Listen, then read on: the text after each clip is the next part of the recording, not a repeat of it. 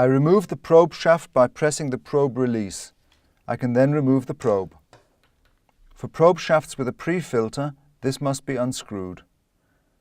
The flue gas ducts in the probe shaft and the probe handle can be cleaned out using compressed air. External cleaning is done with a cloth. Brushes should not be used.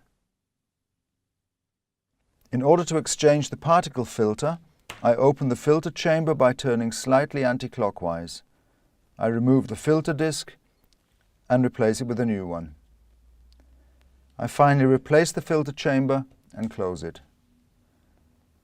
I can clean the sinter filter with a wire brush. To clean completely, I can use an ultrasound bath or denture cleaners. To reassemble the probe securely, the probe shaft must fully engage onto the probe handle.